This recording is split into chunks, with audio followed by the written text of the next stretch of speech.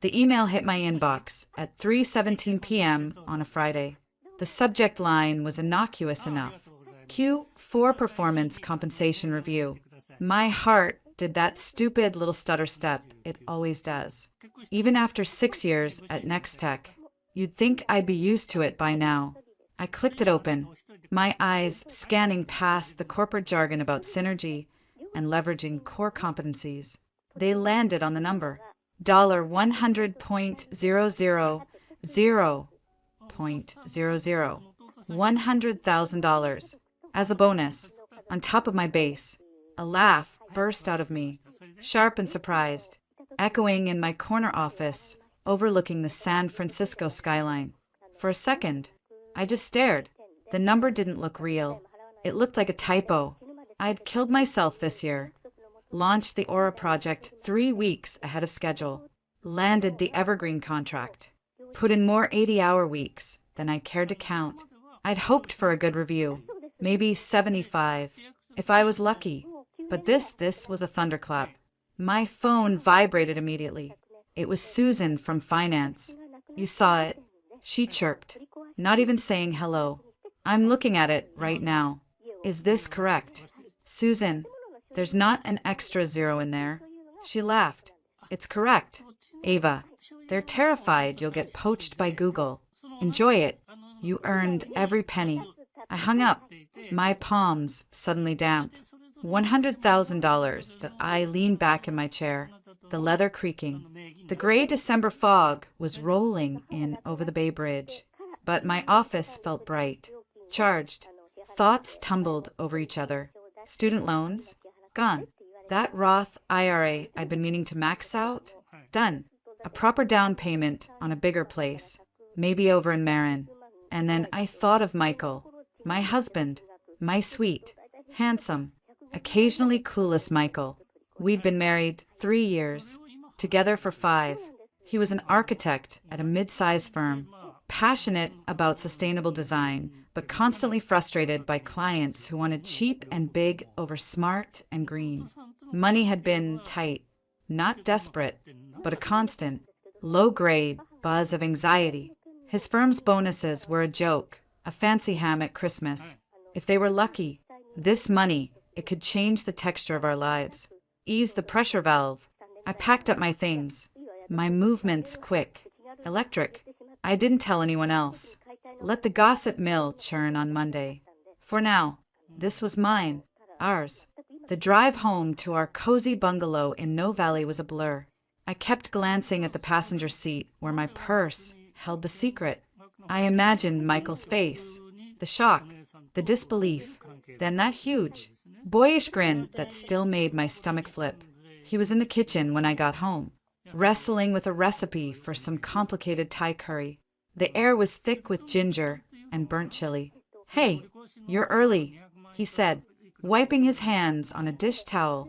He came over and kissed me, his smile warm but distracted. "I'm trying to nail this sauce. I think I toasted the cumin too long." "Forget the cumin," I said, my voice trembling slightly. I tossed my purse on the counter and grabbed his hands. "Michael, sit down." His smile faltered, morphing into concern. "What's wrong? Did something happen at work?" "No, the opposite." I took a deep breath. "My bonus hit today." "Oh, babe, that's great," he said, relief washing over his face. "Let me guess, a solid 50? Maybe 55? That's fantastic. We can finally fix the deck." I shook my head, my eyes locked on his. "Higher. 60? His eyebrows went up. "No way. Seriously? Michael." I squeezed his hands. $100,000. The silence that followed was absolute. The only sound was the faint sizzle from the pan on the stove. His face went completely blank, as if his brain had short-circuited trying to process the number. 100,000? He finally whispered. "Dollars?" "Dollars." I confirmed, a giggle escaping me. 100,000 of them. He stared at me for another 3 seconds, then let out a whoop that probably startled the neighbors. He grabbed me by the waist and spun me around in the middle of our small kitchen, laughing uncontrollably. Are you kidding me? Ava, that's insane. He set me down, his hands on my shoulders. 100 grand. My wife is a total rock star. We spent the next hour talking over each other, plans flying like confetti. We ordered pizza, abandoning the failed curry, and opened a bottle of champagne that had been gathering dust for a special occasion. This, I declared, clinking my glass against his, is the special occasion. Halfway through the bottle, a thought crystallized. It was mid-December. Christmas was 2 weeks away. We'd been planning a quiet, budget-conscious holiday at home, just the two of us. But now, Michael, I said, setting my glass down, what about your parents? He paused, a slice of pizza halfway to his mouth. What about them? We have this money, this crazy money. What if we use some of it to give them an incredible Christmas? Like a Christmas they'd never forget. Michael's parents, William and Barbara, lived in a tired little ranch house outside of Toledo, Ohio. William had worked 40 years on the line at the Jeep plant before a bad back forced him out. Barbara was a retired school cafeteria manager.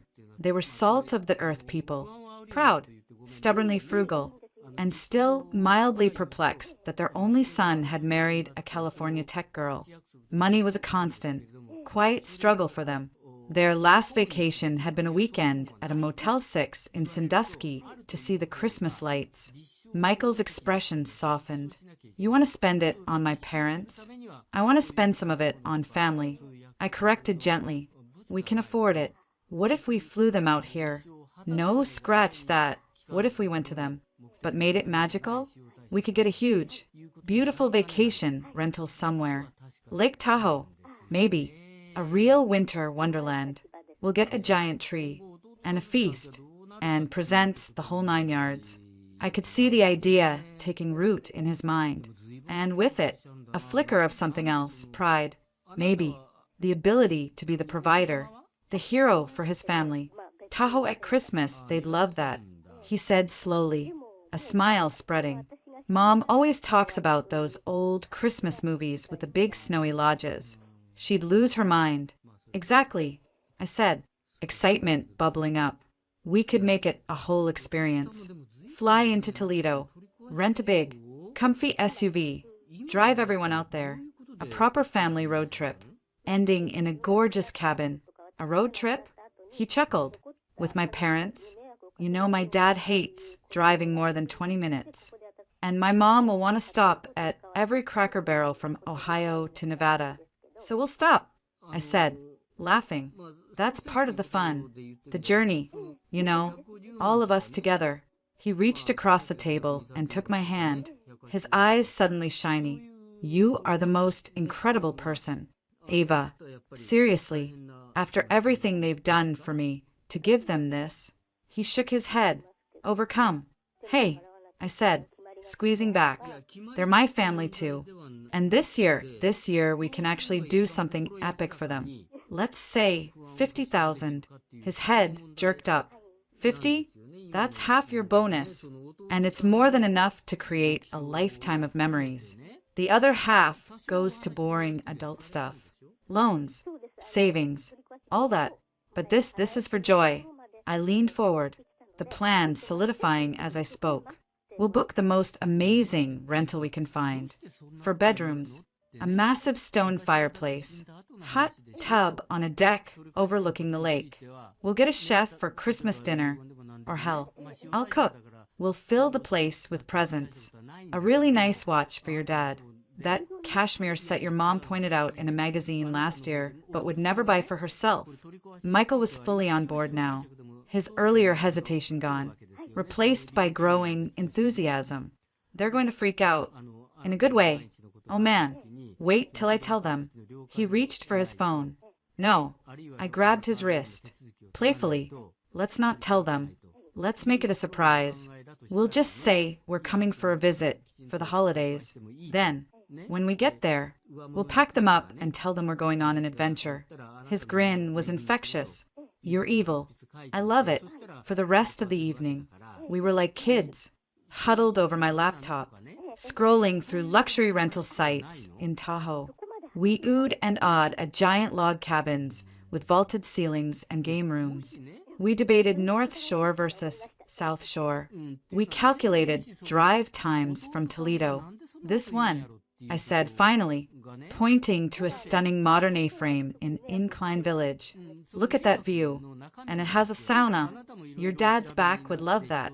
Book it, Michael said, without a second's hesitation. It was a phrase we almost never got to use. So I did. I entered my credit card details for the hefty deposit, a thrill running through me. This was really happening.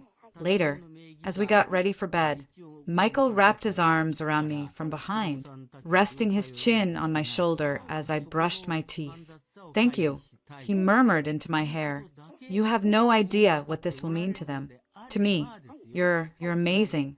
I spat out the toothpaste and turned in his arms, kissing him. In that moment, surrounded by the simple, familiar mess of our bathroom, filled with champagne and hope and grand plans, I felt a profound sense of rightness. This was what money was for, not just security, but for building bridges, for creating warmth, for saying thank you, Anne, I love you in the most spectacular way possible. It's going to be perfect, I whispered against his lips, and I believed it, completely. After he fell asleep, I lay awake for a while, listening to his steady breathing. I picked up my phone and navigated to the rental car site. We'd need a big vehicle, a Suburban, or maybe one of those fancy new Wagoneers. Plenty of room for 4 adults and luggage for a week. I pictured us all piling in, laughing. Christmas music on the radio. The open road ahead leading to a perfect, snowy Christmas. I selected a full-size SUV with all-wheel drive, premium sound, and heated seats for everyone. I hit confirm. The trip was officially on. The surprise was in motion. As I finally drifted off, my last thought was of Barbara's face when she saw that A-frame. The lake stretched out behind it like a sheet of glass. I couldn't wait to give them this, to give us all this. It was, without a doubt, going to be the best Christmas ever. The Midwest in December smelled like frozen dirt and wood smoke. Our flight landed in Toledo Express under a flat, gray sky that seemed to press down on the endless brown fields. Michael had been buzzing with nervous energy the whole flight, checking his watch, drumming his fingers on the armrest. They're going to be so surprised, he'd said for the 10th time as we descended. Just wait till we show them the itinerary, the surprise itinerary. I reminded him, squeezing his hand. Remember, we're just here for a visit until we spring Tahoe on them. Right. He grinned, but it didn't quite reach his eyes. He was already in sun mode, a shift I'd learned to recognize. His shoulders hunched slightly. His voice took on a softer, more placating tone. William and Barbara were waiting at baggage claim, a small, sturdy island in the stream of travelers. William wore a worn Carhartt jacket and a Buckeyes hat. Barbara stood ramrod straight in a puffy purple coat, her silver blonde hair in a perfect, stiff helmet, her eyes locked onto Michael the moment we came into view, and her face broke into a smile that was somehow both warm and demanding. "There's my boy," she called out, ignoring the people between us. She enveloped Michael in a hug that looked more like a capture. "Let me look at you. You're thin. Are you eating?" "I'm eating, Mom." Michael laughed, submitting to her patting his stomach. "Ava's a great cook." Barbara's gaze flickered to me, the warmth cooling by several degrees. "Ava, good flight?" "It was fine." "Barbara, thank you." I leaned in for the obligatory, air kiss-adjacent hug. She smelled like Jean Nate and mothballs. "Bill, help with the bags," she commanded without looking at her husband. William gave me a gentle, apologetic smile and shook my hand. His grip was still strong, calloused. "Good to see you." "Ava, city treating you all right?" "It is. Good to see you too." "William." The ride to their house in Perrysburg was a 20-minute monologue from the passenger seat, where Barbara held court. Michael drove his parents' old Buick, with me squeezed in the back next to a bag of golf clubs and a case of motor oil. And then Margie's son. You remember Kevin. He got laid off from the factory. Just terrible. But of course, he never applied himself like you did. Michael, I always said he was lazy. You have to apply yourself. Ava, you understand that. Working with all those computers. It's about initiative. I agreed. Catching Michael's eye in the rear view, he gave me a tiny, grateful nod. Exactly. Initiative. You're in management, right? You have to manage people with no initiative all the time. I bet. Must be so frustrating. I smiled tightly. It has its moments. Their house was exactly as I remembered. A neat, one-story brick ranch with plastic reindeer on the lawn and a single, sad strand of lights on the gutter. Inside, the air was stiflingly warm and carried the permanent scent of overcooked vegetables and lemon pledge. The living room was a shrine to Michael, school photos, sports trophies, his college diploma in a prominent spot. Barbara bustled us into the kitchen, where a meatloaf the size of a loaf of bread sat under a dome of tinfoil. Sit, sit, you must be starved. Airport food is all poison. We ate at the cramped kitchen table. The meatloaf was dry. The mashed potatoes came from a box, and the green beans were boiled into submission. Barbara watched Michael's every bite. So, William said, wiping his mouth, you kids are here for a few days? For Christmas? That's real nice. Just us? That's the plan, Michael said, shooting me a conspiratorial look. Just a nice, quiet family Christmas. Perfect, Barbara said, beaming. We can do the drive-through lights at the Botanical Gardens. They have a new manger scene. And the Johnsons are having their potluck on the 23rd. You remember the Johnsons. Michael. Cheryl just had her third. Out of wedlock. Of course.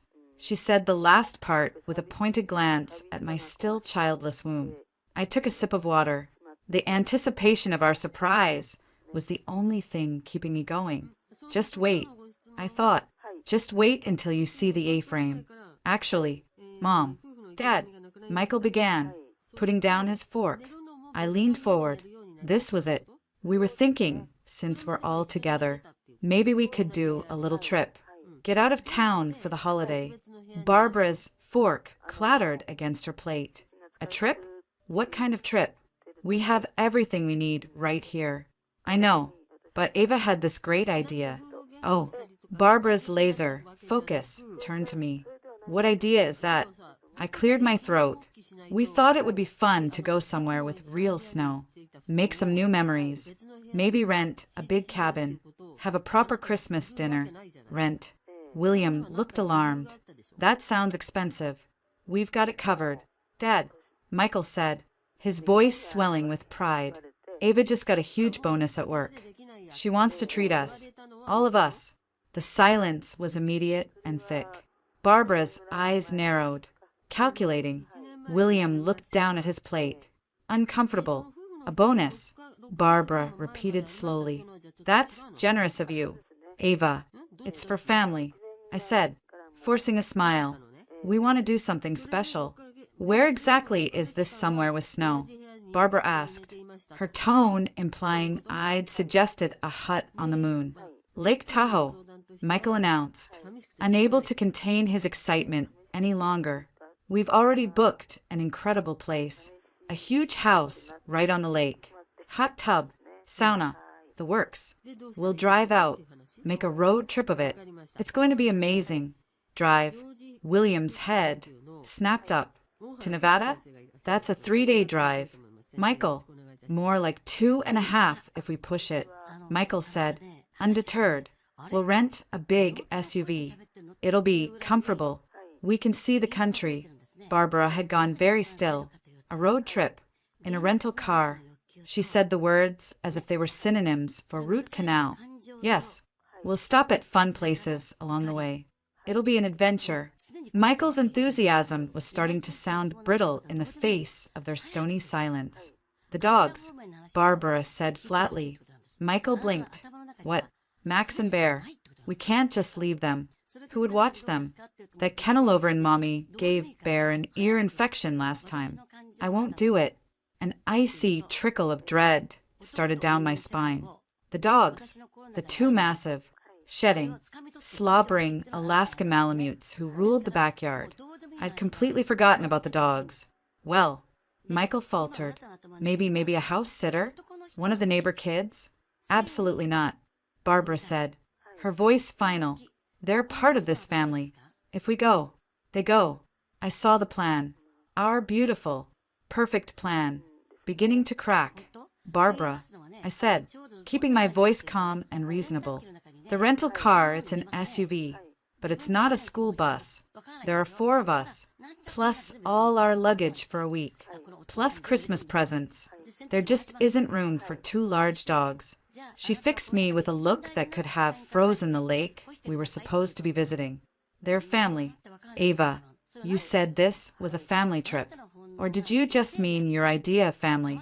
The kitchen felt 10 degrees hotter.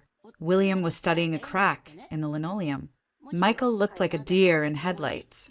Mom, he said, his voice taking on that placating tone again.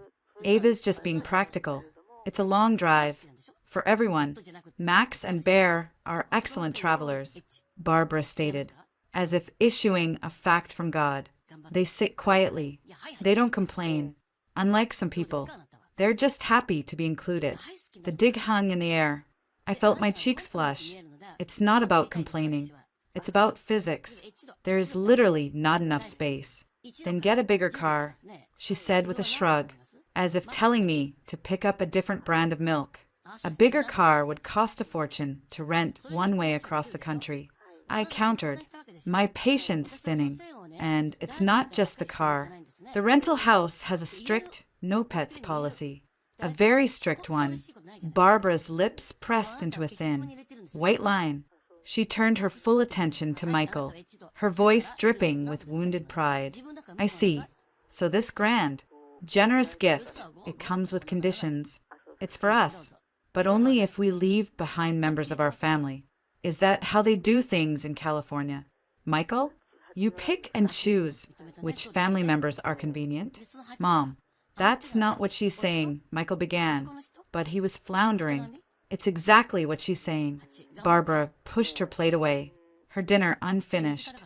Well, you two enjoy your fancy Tahoe Christmas. Your father and I will be just fine here with our dogs. The ultimatum was laid bare.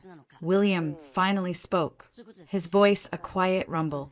Now, Barb, the kids are trying to do something nice. Nice? She snapped. Bill, open your eyes. This isn't about being nice. This is about her. She jerked her chin at me, showing us how it's done. How she thinks Christmas should be, with no regard for what makes this family a family. I couldn't believe what I was hearing.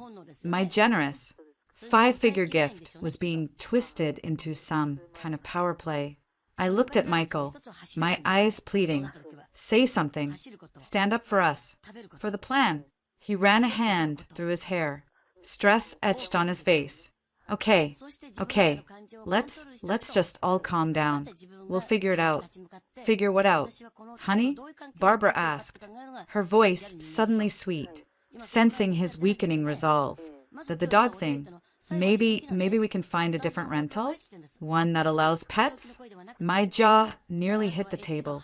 Michael, we've already put a non-refundable deposit on the A-frame. The no pets clause was in bold, all caps, and underlined 3 times. They'll charge us $5,000 just for a paw print. There are other houses, he said weakly, not meeting my eyes. Not like this one, and not at this late date. Everything is booked. I could hear the desperation creeping into my voice. This was insanity. Barbara leaned back in her chair, a smug look settling on her face. She'd won. She'd found the flaw and driven a Mack truck through it.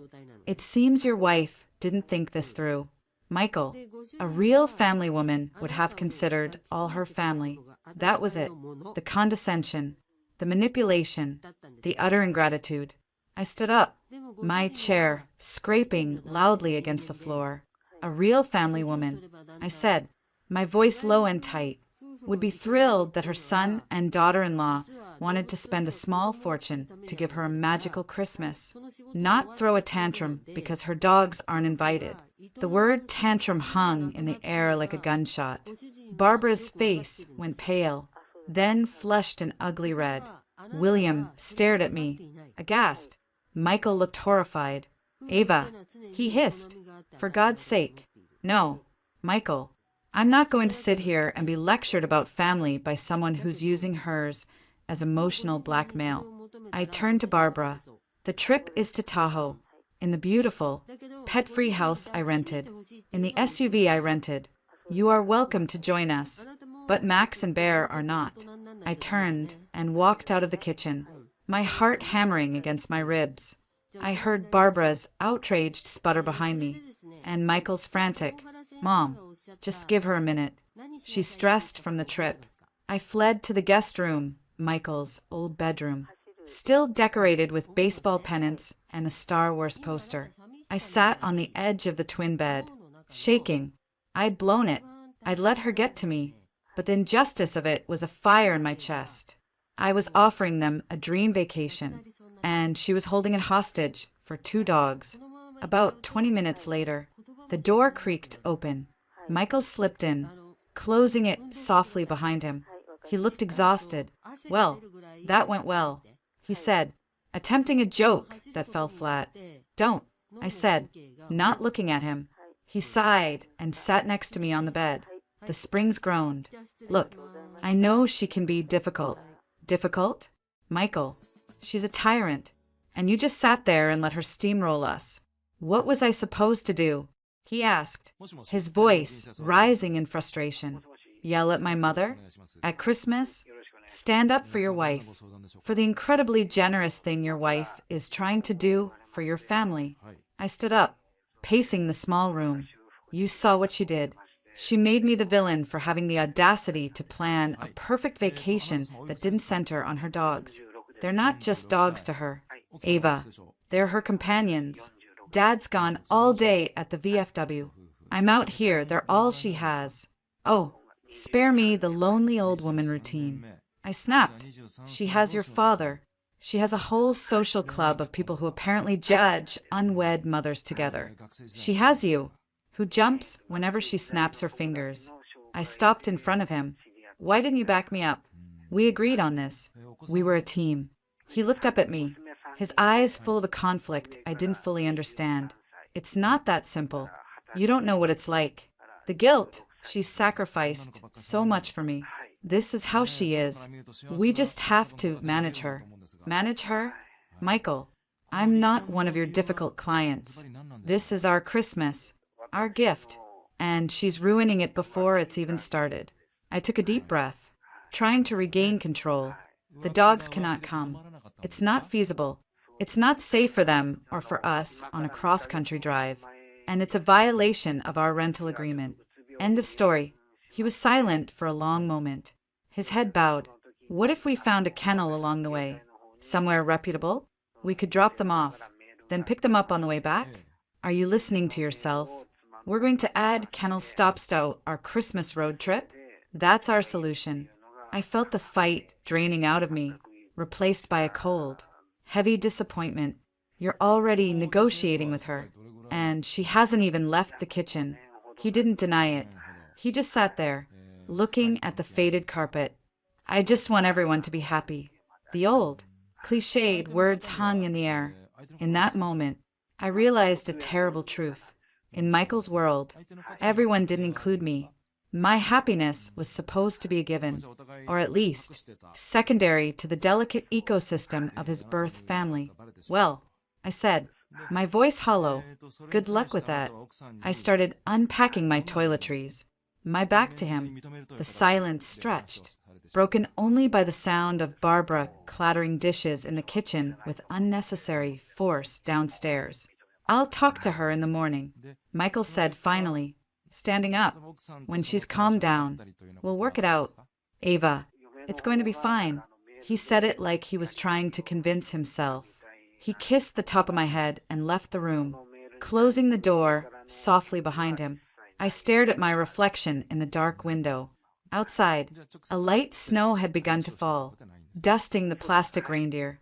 My perfect Christmas, wrapped in a bow of my own bonus money, was already unraveling, and my husband, the man who was supposed to be my partner, was nowhere to be found. He was already in the kitchen, apologizing to his mother. I could hear the low murmur of his voice, the sharper tone of hers in reply. I didn't need to hear the words. The dynamic was clear. I was the outsider, and the dogs, it seemed, were more family than I would ever be. The morning dawned with a brittle cheerfulness that felt like a lie. I awoke to the smell of burning bacon and the sound of Barbara's voice, already in full flow downstairs. Michael's side of the bed was empty and cold. I dressed carefully, armoring myself in jeans and a simple sweater. When I entered the kitchen, the scene was a sickeningly perfect Norman Rockwell tableau. Michael stood at the stove, flipping pancakes while Barbara hovered at his elbow, criticizing his technique. William sat at the table, buried behind the newspaper. The tension from last night was buried under a thick layer of passive-aggressive syrup. "Good morning, Ava," Barbara said, not turning from Michael. "Coffee's on. I made it strong. City folk like it strong, right?" "Thank you," I said, my voice neutral. I poured a cup. It was tar. I drank it anyway. "Michael and I were just having a little chat," Barbara continued, finally turning to face me. She wore a smile that didn't touch her eyes. "About our trip." I glanced at Michael. He gave me a tight, pleading look over his shoulder. "Play along." "Oh," I said, leaning against the counter. He explained how important this Tahoe is to you, she said, the name dripping with disdain for the unfamiliar. "And we don't want to be difficult. Family is about compromise." Here it comes, I thought, bracing myself. "So we've reached a compromise," Michael said, quickly, sliding a pancake onto a plate. "Max and Bear will come with us." I nearly dropped my coffee mug. "What? Just hear us out," he said, his voice artificially bright. "We'll swap the rental SUV for something bigger, a van, or one of those extended Suburbans. Plenty of room. And as for the house, I made some calls this morning." You made calls?" I stared at him, disbelief turning to cold fury. He'd been up plotting with her while I slept. "There's a place," he said, avoiding my gaze as he handed his father a plate. "Over on the Nevada side, not right on the lake. But it's got a fenced yard. It allows pets. For an extra fee we will gladly pay." Barbara interjected, as if bestowing a great favor. "We're not asking for charity." The gall of it stole my breath. My bonus was paying for this, and she was acting like she was shouldering the burden. "Michael," I said, my voice dangerously calm. "A word." Outside, I didn't wait for a reply. I walked out the back door into the frigid morning, not bothering with a coat. He followed a moment later, pulling on his jacket. "Are you out of your mind?" I whirled on him before the door even clicked shut. "You went behind my back and changed everything?" "I didn't go behind your back. I was problem solving." He shot back, his own frustration finally surfacing.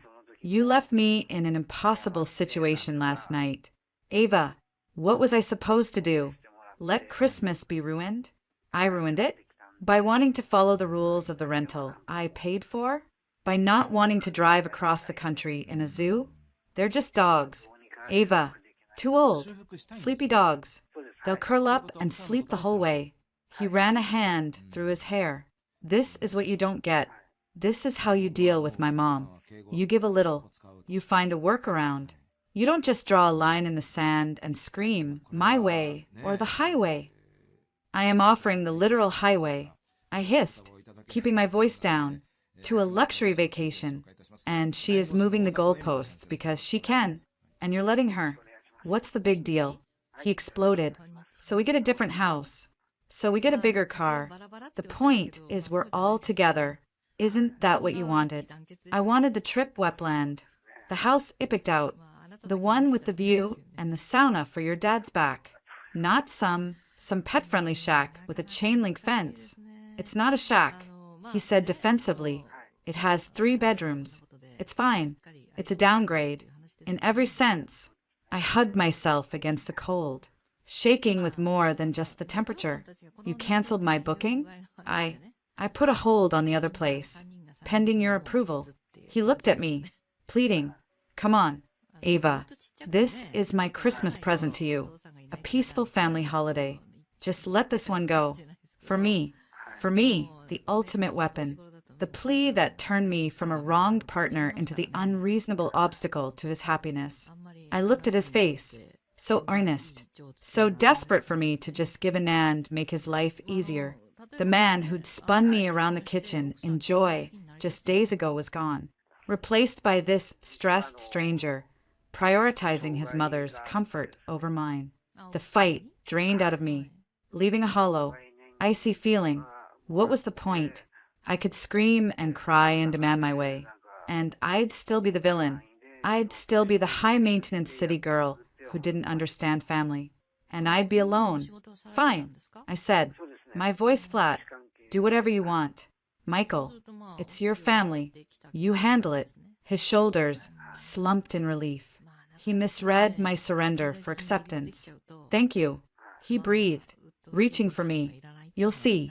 It'll be fun. We'll make it work. I sidestepped his embrace. Just make the arrangements. I need to check my work email. I spent the next 2 hours in the guest room, staring at the ceiling, listening to the triumphant murmur of Barbara's voice downstairs. I heard the words compromise and understanding and family sticking together. Michael had clearly sold her a version where her gracious flexibility had saved the day. Later that afternoon, we went to pick up the rental. The bigger car was a hulking, gas-guzzling Chevy Suburban from a budget lot. It smelled of stale French fries and pine air freshener.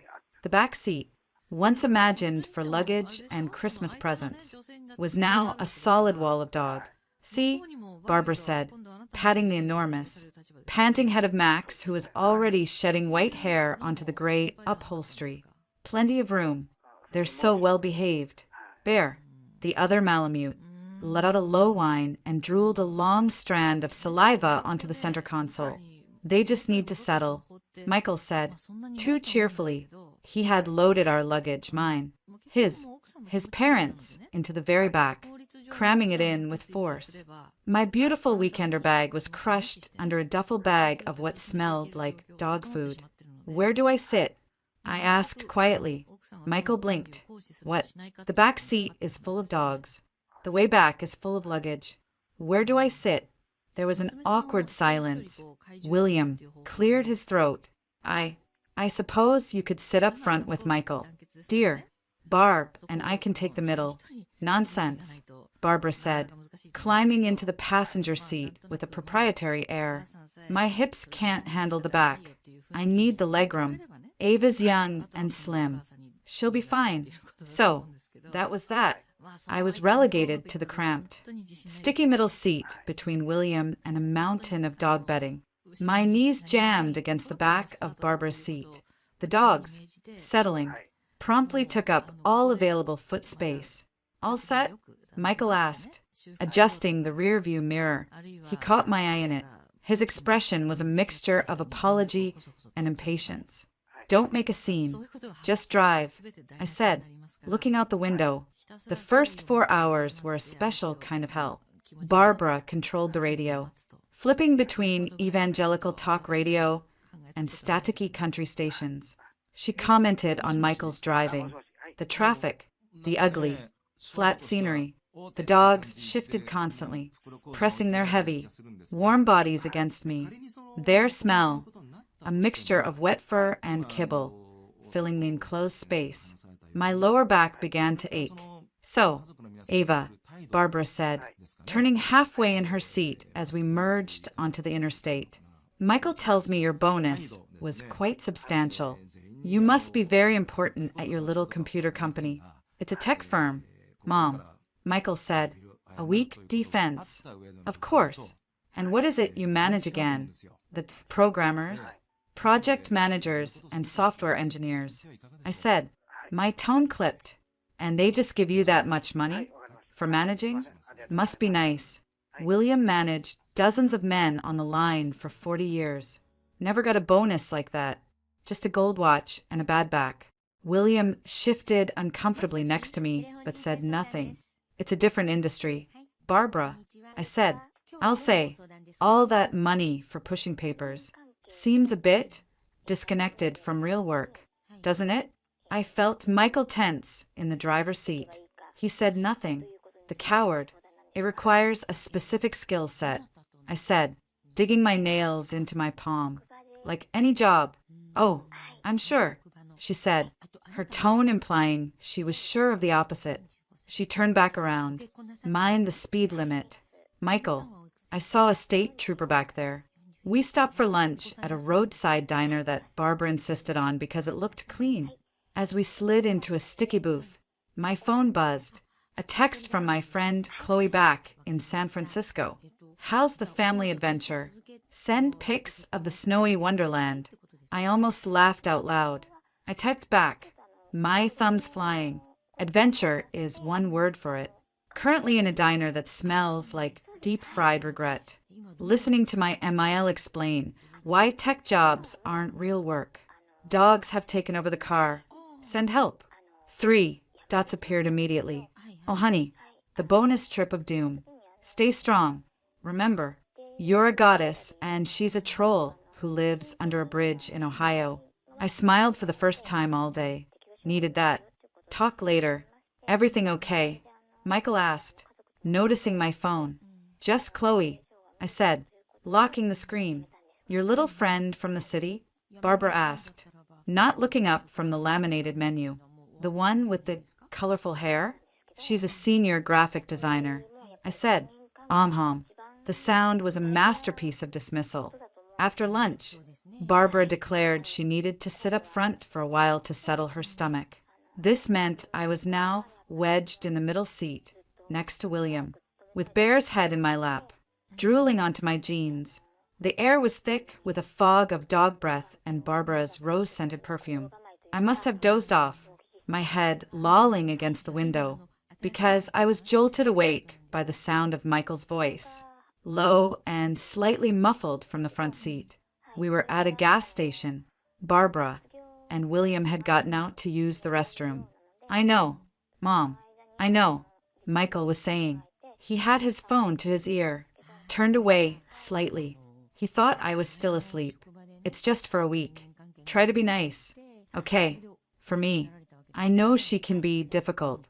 High-strung. It's the pressure of her job. No, she doesn't mean to be condescending. That's just how she is.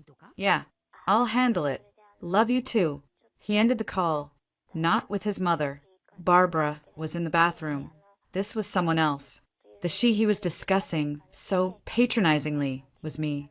The ice in my veins was instantaneous. Difficult. High-strung. Condescending. I'll handle it. He turned and saw I was awake. A flash of guilt crossed his face, quickly replaced by a bland smile. Hey, you're up. We're making good time. Who was that? I asked, my voice devoid of emotion. Oh, just work. A client. Nuisance call.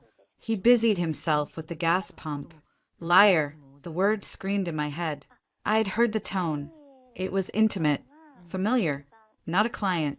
Barbara and William returned, bearing terrible coffee and packs of peanuts. Everything all right? Barbara asked, her sharp eyes darting between Michael and me. Perfect, Michael said, too brightly. Ready to roll? As we pulled back onto the highway, the world outside the window seemed grayer, flatter. The joyful anticipation was gone, completely crushed under the weight of dogs and disapproval and my husband's secret phone call. I was no longer a partner on an adventure. I was a problem to be handled. That night, in a generic motel room that smelled of mildew, I waited until Michael was in the shower. His phone was on the nightstand, charging. A reckless, sick curiosity overcame me. I picked it up.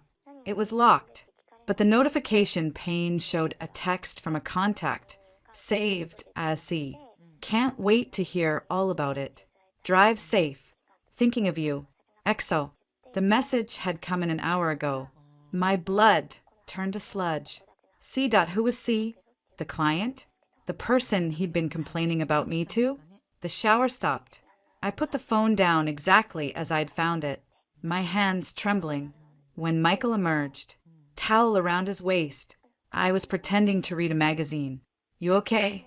He asked, rubbing his hair. You've been quiet. Just tired. I said, not looking up. It's been a long day. It'll get better, he said, sitting on the edge of the bed. He put a hand on my leg. Once we get to Tahoe and settle in, we'll have a great time. You'll see. I looked at him then, at his handsome, earnest face, the face of the man who had spun me around the kitchen, the man who had promised me a perfect Christmas, the man who had just trashed me to someone named C and was now lying to my face. Yeah, I said, my voice a stranger's. I'm sure we will. I turned out the light and lay in the dark, listening to his steady breathing as he fell asleep. The weight of Bear against my legs in the car had been nothing compared to the weight now settling in my chest. This wasn't just about a spoiled vacation or manipulative mother-in-law. Something was very, very wrong with my husband, and the road ahead, I realized with a chilling clarity, was much longer and darker than the one to Tahoe. Tahoe was a postcard under a bruised December sky, the lake a vast sheet of steel blue, the surrounding peaks frosted with white. It should have taken my breath away. Instead, it felt like the scenery for a play I no longer wanted to be in. We turned off the main road and began winding up a series of increasingly narrow, potholed streets. Gone were the grand A-frames and sleek ski chalets. The houses here were squat, weathered, and crowded too close together.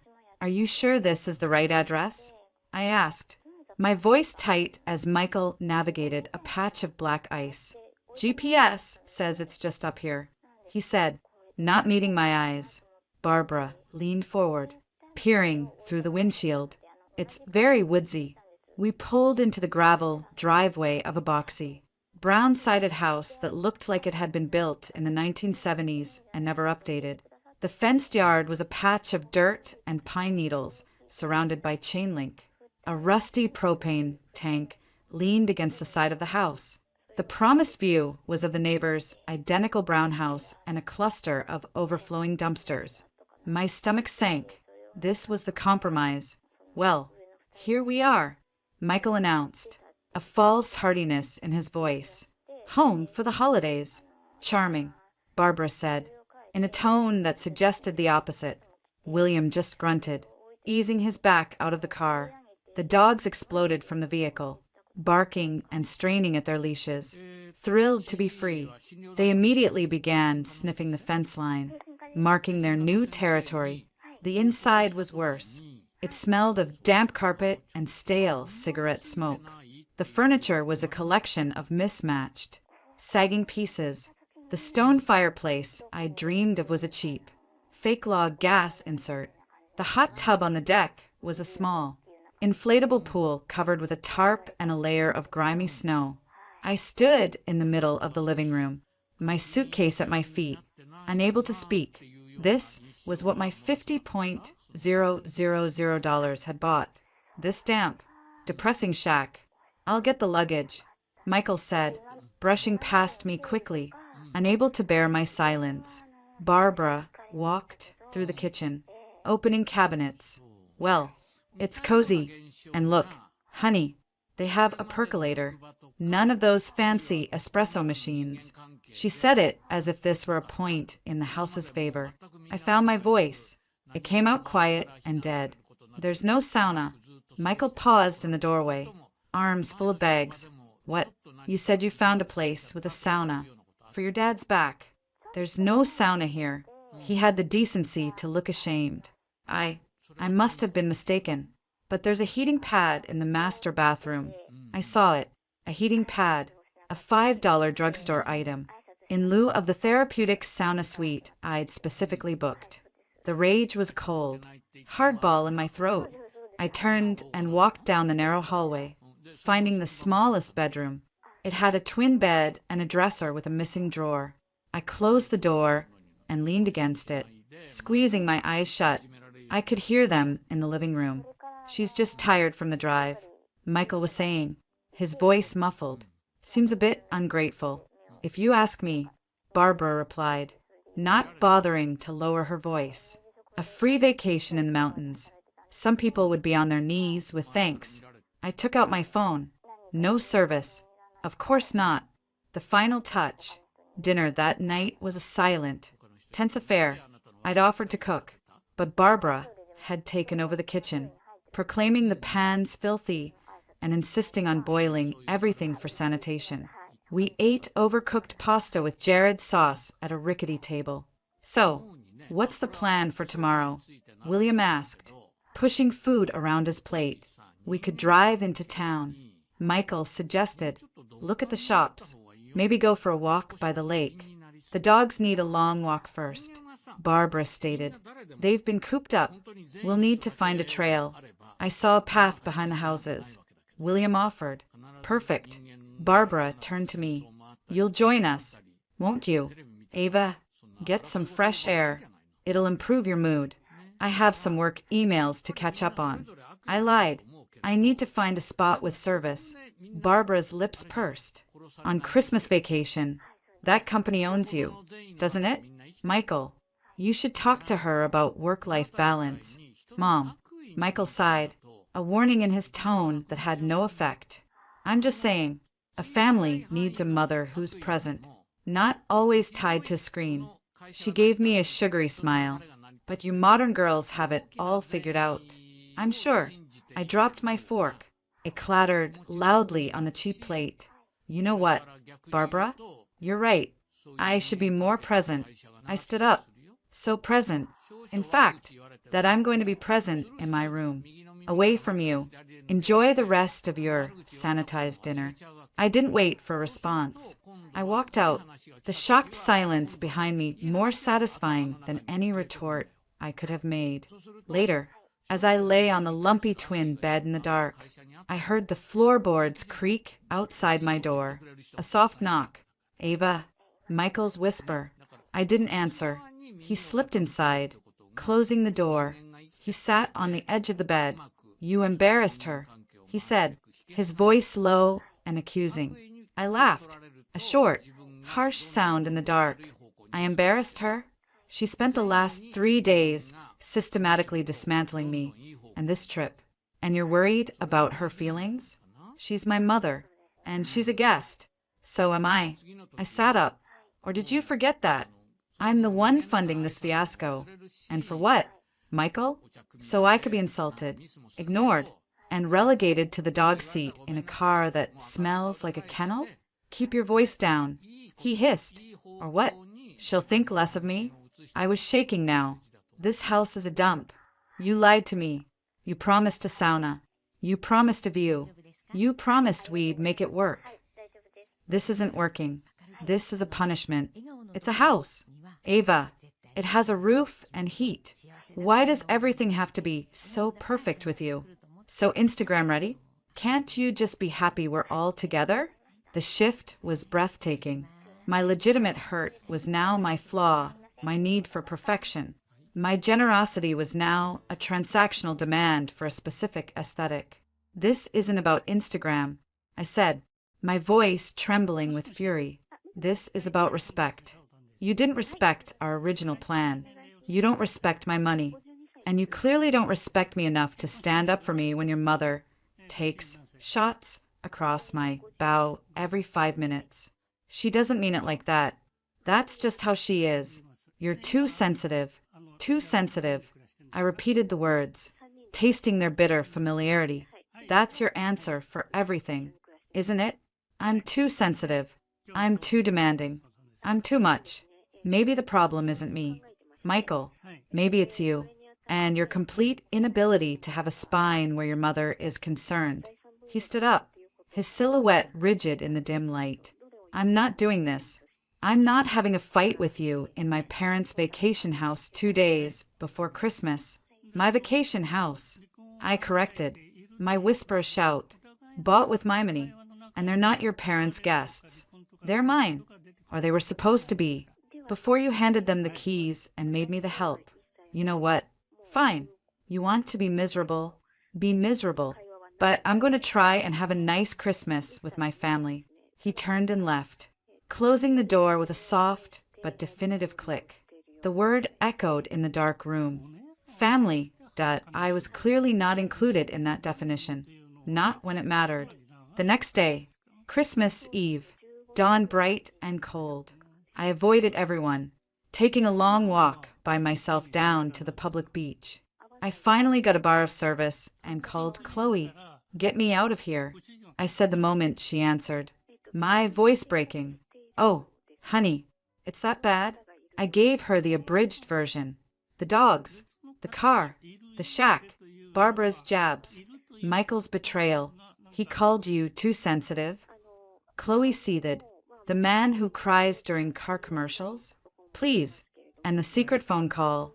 Ava, that's a giant. Waving red flag. I know. The text from C. Thinking of you. EXO. Oh, hell no. Chloe said, that is not a client. That is a situation. You need to look at his phone. It's locked. Guess the password. Try his birthday. His mom's birthday. The dog's birthday. Chloe, I can't. You can and you should. You need to know what you're dealing with. Is this just a mama's boy meltdown? Or is it something worse? You owe yourself the truth. She was right. I knew she was right. The seed of suspicion, planted on the road, had sprouted into a choking vine. Okay, I whispered.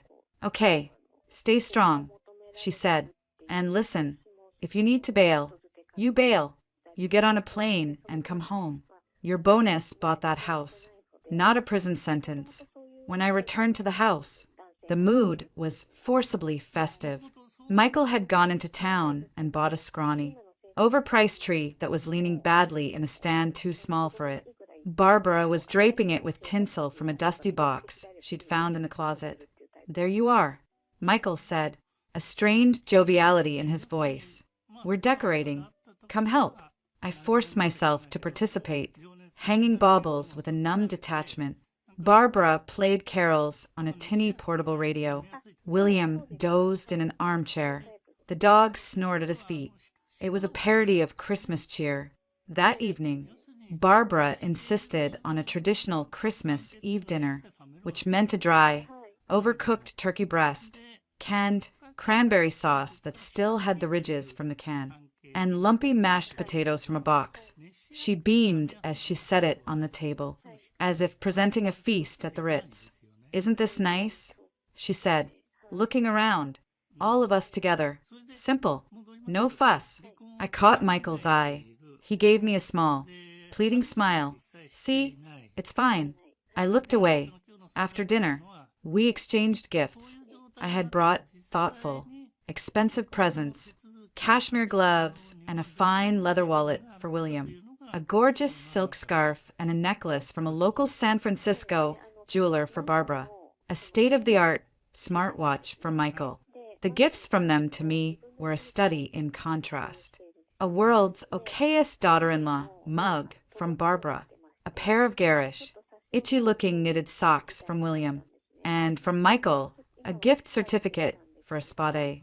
I thought you could use some relaxation, he said, smiling. A spa day, a cliché gift for a high-strung wife. It felt like proof of everything his mother had said about me. I held the envelope, the cheerful script feeling like an indictment. Thank you, I said, my voice hollow. How considerate. Barbara's eyes gleamed as she watched me open it. She knew. She knew exactly what the subtext was, and she approved. Later, as we were cleaning up, Barbara directing, me and Michael doing. Michael's phone, which was charging on the kitchen counter, buzzed. A notification lit up the screen. It was from Catherine. The preview read, Merry Christmas Eve. Missing you. Can't wait for you to be back. Dreaming of our Napa weekend. The world tilted. Catherine, not just C, Catherine. Our Napa weekend. I must have made a sound, because Michael turned from drying a dish. You okay? I pointed a trembling finger at his phone. Who is Catherine? His face went sheet white. He snatched the phone off the counter. His movements jerky. No one. A colleague. A colleague who is missing you and dreaming of a Napa weekend? My voice was dangerously calm. Let me see the phone. Michael. Ava. Don't be ridiculous. It's a work thing. A project we're working on. Napa is a code name. He was a terrible liar. His eyes were darting everywhere, but mine. A code name. I repeated. Show me the text. Right now. It's my private phone. And I am your wife. Show me. The commotion brought Barbara into the kitchen. What in the world is all the shouting about? It's Christmas Eve. Your son, I said, my gaze never leaving Michael's panicked face, is receiving romantic texts from a colleague named Catherine. He's trying to tell me Napa is a code name. Barbara's expression shifted from annoyance to a kind of grim understanding. She didn't look surprised. She looked resigned. Michael, honestly, can't you keep your personal affairs more discreet? The air left my lungs. Personal affairs, she knew. Michael looked from his mother to me. Trapped. Mom, for God's sake. You knew? I whispered, turning to Barbara. You knew about this? She shrugged. A cold, dismissive gesture. A mother knows things. I told him he needed to be more careful, that these things have a way of coming out. She said it as if discussing a tax error, not her son's infidelity. I felt the floor solidify beneath my feet. The cold numbness that had been building for days coalesced into a single, sharp point of clarity. This wasn't just a bad trip. This was a bad marriage. And I was surrounded by people who saw my pain as an inconvenience. I looked at Michael, my husband of 3 years, the man who had promised to love and cherish me. He was clutching his phone like a lifeline, his face a mask of guilty panic. Well, I said, my voice now eerily steady, is Napa code name Michael? Or is it a weekend getaway you're planning with your girlfriend? He opened his mouth, but no sound came out. His silence was the loudest confession I'd ever heard. Barbara sighed, as if deeply put upon. See, this is what happens when a wife isn't focused on her home, on making her husband happy. He seeks comfort elsewhere. That was the final blow, the one that shattered not just my heart, but any lingering illusion about this family. I looked at her, this woman who had spent days needling me, belittling me, and who now stood justifying her son's affair. I didn't scream. I didn't cry. I simply turned and walked out of the kitchen. I went to my little room, closed the door, and packed my suitcase with mechanical precision. A few minutes later, there was a soft knock. It was William. He stood in the hallway, his kind, weary face etched with pain. Ava, I'm real sorry. I just nodded. He was a good man, trapped in his own way, but his apology changed nothing. Michael never came to the door. He never tried to explain. I could hear the low, urgent murmur of his and Barbara's voices in the living room, plotting damage control. No doubt. I finished packing, then sat on the edge of the bed in the dark. Outside, a few pathetic snowflakes drifted past the window. The tinny sound of Silent Night still came from the radio in the other room. Silent night, holy night, all was calm, all was bright. I almost laughed. Nothing was calm, nothing was bright, but in the wreckage, one thing was perfectly, terribly clear. My marriage was over, and tomorrow, on Christmas Day, I would give myself the only gift that mattered, my freedom. The plan began to form in my mind. Cold and precise. They wanted a surprise. They were going to get one. Christmas morning arrived, cloaked in a heavy, suffocating silence. I hadn't slept. I'd spent the night on that too-small bed, eyes wide open, my mind a whirring machine of cold calculation. The heartbreak was there, a raw, aching wound, but it was already being walled off by something harder and sharper. Survival. I could hear the others stirring, the low murmur of the TV from the living room. Barbara's voice sharper than usual, giving some instruction about coffee. The familiar scrape of a dog's claws on the linoleum. A normal Christmas morning. For them. I showered and dressed with deliberate calm, choosing dark jeans and a simple black sweater. Armor. I applied a little makeup. Enough to look like I hadn't been crying all night. I hadn't. The tears, I suspected, would come later, when I was safe. For now, I needed to be made of ice. When I walked into the living room, the strained cheer was palpable. The sad little tree had a few wrapped presents underneath it. Barbara was in the kitchen, making pancakes with a clatter that felt aggressive. William was in his armchair, pretending to read the newspaper. Michael was by the window, staring out at the dirty patch of yard, his shoulders rigid. No one said Merry Christmas. Pancakes are ready, Barbara announced, not looking at me. She brought a stack to the table. Sit, Michael, your father. Let's eat while they're hot. We took our places. The silence was broken only by the clink of forks and the sound of the dogs licking themselves in the corner. I ate without tasting anything. Finally, Barbara couldn't stand it any longer. She cleared her throat. Well, I suppose we should try to salvage the day. It is Christmas. Michael, you said something about a drive around the lake? To see the sights. Michael looked up, his eyes bloodshot. He glanced at me, then away. Yeah, that could be nice. Get out of the house for a bit. Perfect, Barbara said, a brittle smile on her face. We can pack a little lunch. Make a day of it. The dogs would love a proper run somewhere scenic. I said nothing. I just watched them, these strangers, trying to perform normalcy over the crater their son had blown in our lives. William shifted uncomfortably. That sounds good. Be nice to see the lake properly. Michael finally looked at me, his expression a mix of guilt and defiance. Ava, you in. This was it, the moment. I took a sip of my terrible coffee, set the mug down carefully, and met his gaze. For the drive? Sure, I'd love to see the lake. My agreeable tone seemed to throw him. He'd expected a fight, tears, a scene. My calm compliance was more unsettling. Okay, he said slowly. Good. We'll leave in an hour. An hour is fine. I said. The next 60 minutes were a study in forced domesticity. Barbara wrapped up leftover pancakes.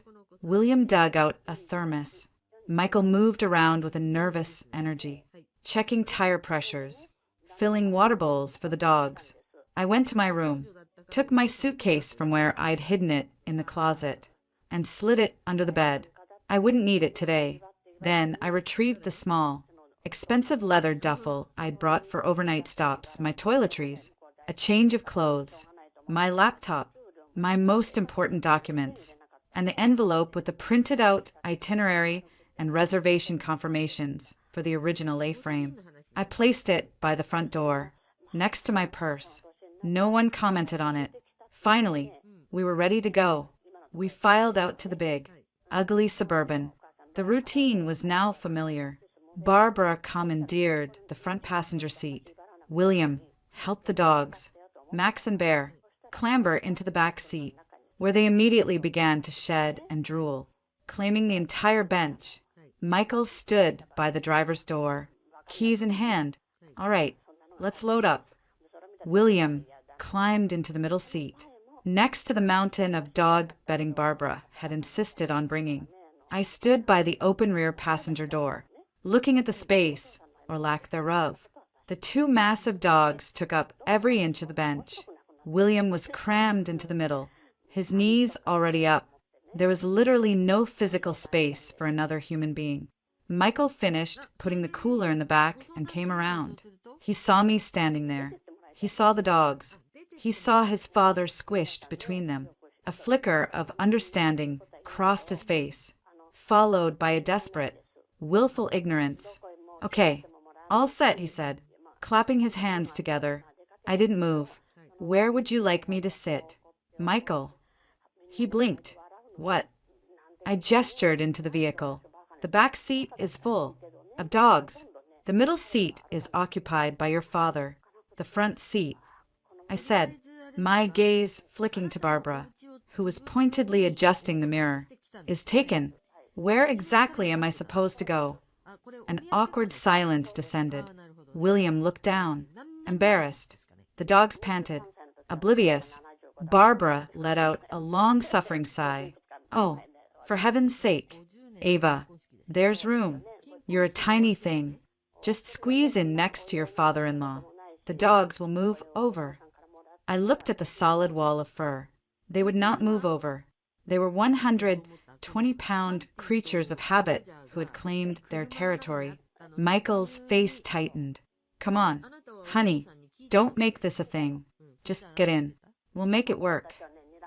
Make it work. I repeated softly, the phrase of our entire marriage. Code 4. You bend. You contort. You disappear. That I looked at him. My husband.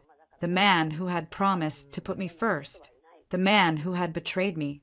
The man who now, on Christmas Day, was asking me to literally squeeze myself into non-existence for the comfort of his mother's pets. I smiled. It was a small, cold, utterly mirthless smile. You know what? I said, my voice clear and calm in the cold mountain air. You're right. It is a beautiful day for a drive. You all should go. Enjoy the lake. Take the dogs for a run. Have a wonderful family day. Relief flooded Michael's features. He thought I was being reasonable. He thought I was capitulating. Great. Yeah, we won't be long. A few hours. We'll be back by, what, 5? Then we can figure out dinner. Barbara nodded, a look of triumph in her eyes. She had won. I was staying behind. The inconvenient wife, neatly sidelined. That sounds perfect. We'll be back by 5. You can get ahead, start on dinner. Your father loves a good pot roast, but I suppose it's too late for that. Maybe just defrost those steaks I saw in the freezer. I held her gaze. Of course. I'll have everything ready. Michael leaned in, as if to kiss my cheek. I took a subtle step back, just out of reach. He faltered, then gave an awkward wave. We'll see you later. I stood in the gravel driveway, watching as they all piled into the Suburban. William gave me a pained, apologetic look through the window. Barbara stared straight ahead, a queen in her chariot. Michael reversed, gave me one last unreadable glance, and then they were gone, the sound of the engine fading down the mountain road. The silence that descended was the most beautiful sound I'd ever heard. I didn't move until the taillights disappeared around the bend. Then I turned and walked back into the quiet, empty house. I didn't look at the sad tree or the dirty dishes. I went straight to my room, pulled my suitcase from under the bed, and set it next to the duffel by the door. Then I got to work. First, I called the luxury rental agency for the A-frame in Incline Village. The same chipper agent. Stacy answered. Stacy, it's Ava Miller. We spoke a few weeks ago about the Incline Village property for Christmas. Oh, yes, Ms. Miller. I hope you're having a wonderful stay. That property was canceled. I said, my voice businesslike. By my husband. I need to know if it's still available for the remainder of the week. Starting tonight. There was a pause. The clicking of keys. Let me check. Oh, you're in luck. The cancellation came in very late, and we haven't been able to rebook it. It's available. The original hold was under your name and card, so I can simply reinstate it. Do it, I said, immediately. And Stacy, change the access codes. New codes for the door and the gate, effective immediately. Email them only to me. My email on file. Of course. Is everything all right? Everything is perfect. I said, thank you. Next, I called the lawyer my firm kept on retainer for executive contracts. Janet Wu was sharp, ruthless, and had zero tolerance for bullshit. Janet, it's Ava Miller. I need a divorce. Today. To her credit, Janet didn't miss a beat. Merry Christmas to you too. Details. Infidelity. Financial manipulation. I have evidence of texts. I need the papers drawn up immediately. I want him out of my premarital apartment in the city. I want a forensic accountant to look at our joint accounts for the last year. I suspect he's been siphoning money. I want it fast, and I want it brutal. Happy to oblige, Janet said, and I could hear her typing. I'll messenger the initial filing to you for signature. Where are you? I gave her the address of the A-frame. I'll be there tonight. Send it there. And Janet, thank you. Don't thank me. Just win. Then, I called a local Tahoe real estate agent I'd researched as a backup plan during the initial planning. Maggie? Hi, it's Ava Miller. We spoke about a possible quick sale property in the area. I have one for you. It's a dump on the West Shore. I want it listed tomorrow. Furnished. As is. I want it gone. Price it to sell fast. Maggie, a no-nonsense woman, asked a few pointed questions about title and ownership. The house was in both our names, but I'd made the down payment and the mortgage payments came from our joint account, which was primarily funded by me. With the infidelity and the forensic accounting, I was confident I could force the sale. Consider it done. Maggie said. Finally, I called a car service. I need a car to drive me from Zephyr Cove to Incline Village. Then, I need a one-way rental reserved at the Incline Village Enterprise for tomorrow morning. Something reliable, a Toyota Camry or similar. With the practicalities in motion, I allowed myself 10 minutes of pure, unfiltered action. I went through the house. I took back every gift I had given them. The cashmere gloves, the leather wallet, the silk scarf, the necklace. I packed them in my bag. I left the world's okayest daughter-in-law mug on the counter. I took the gift certificate for the spa day from Michael and tore it into tiny pieces, letting them flutter into the kitchen trash. I found Michael's laptop. He used the same password for everything, his childhood dog's name followed by his high school graduation year. Pathetic. I logged in. I went straight to his email. Searched Catherine. The threads were there, plain as day, planning emails about a project that involved weekend trips to Napa, late-night work sessions, and intimate dinners. I forwarded every single one to my own email. Then to Janet Wu. Evidence. I checked his bank account password. Again, laughably simple. There were the transfers. $500 here. $1.000 there. To an account I didn't recognize. Over the past year, nearly $15.000. I took screenshots. More evidence. I was a whirlwind of efficient, quiet destruction. By the time I was done, the house felt even emptier, as if I had stripped it of the last vestiges of my presence and my goodwill. My phone rang. It was Chloe. You did it, didn't you? You're leaving. I'm already gone. I said, zipping my suitcase. The car will be here in 20 minutes. Where are you going? To the house Ironton, the one with the view. I'm spending Christmas alone in a beautiful A-frame with a bottle of champagne and a plan to burn my marriage to the ground. A laugh burst from Chloe, part relief, part triumph. God, I love you. Send me the address. I'm sending you the most obscene Christmas dinner via DoorDash. Thanks. Chloe, are you okay? I looked around the shabby, silent living room. I thought of Michael's panicked face, Barbara's smug triumph, the text from Catherine. I will be, I said, and for the first time, I believed it. The car arrived, a sleek black sedan, so different from the stinking Suburban. The driver loaded my bags. I took one last look at the sad brown house, the chain-link fence, the deflated inflatable hot tub. Then I got in the car. Where to? Ma'am, the driver asked. I leaned back against the soft leather seat, the space around me expansive and clean. I gave him the address of the A-frame in Incline Village.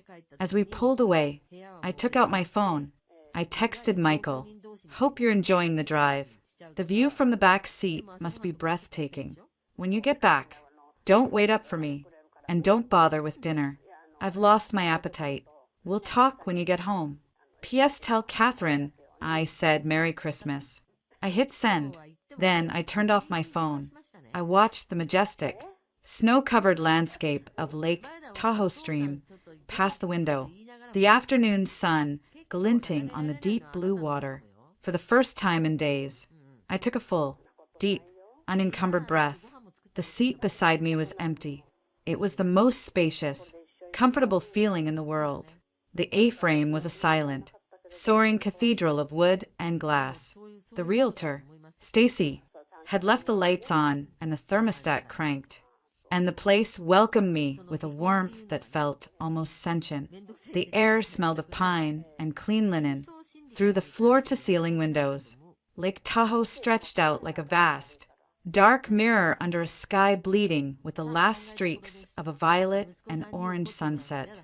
I stood in the middle of the great room, my bags at my feet, and let the peace of the place wash over me. No barking dogs, no passive-aggressive commentary, no suffocating smell of mediocrity and betrayal, just the crackle of the pre-lit gas fireplace and the absolute, profound quiet.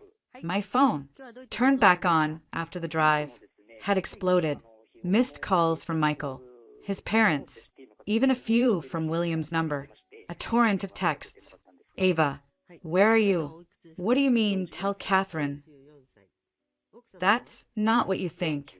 This is insane. Come back to the house so we can talk. Your text was cruel and unnecessary. Mom is very upset. Call me, please." Then, from Barbara, "Michael is beside himself. Your theatrics have ruined Christmas. I hope you're proud of yourself." The last one almost made me smile. Proud, not yet, but I was getting there. I didn't reply. Instead, I poured myself a generous glass of Cabernet from the welcome basket and took it to the massive master suite. The bed was a king-sized cloud draped in soft white linens. I opened the sliding door to the private deck, letting the icy, pine-scented air mix with the room's warmth. I breathed it in.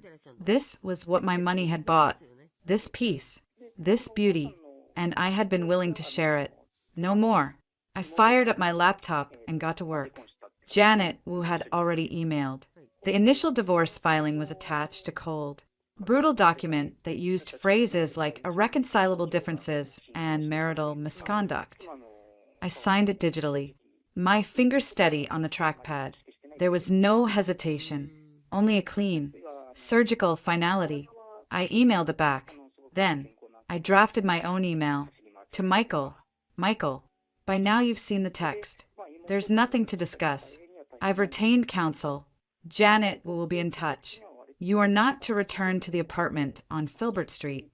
The locks will be changed by tomorrow. Your things will be packed and placed in storage.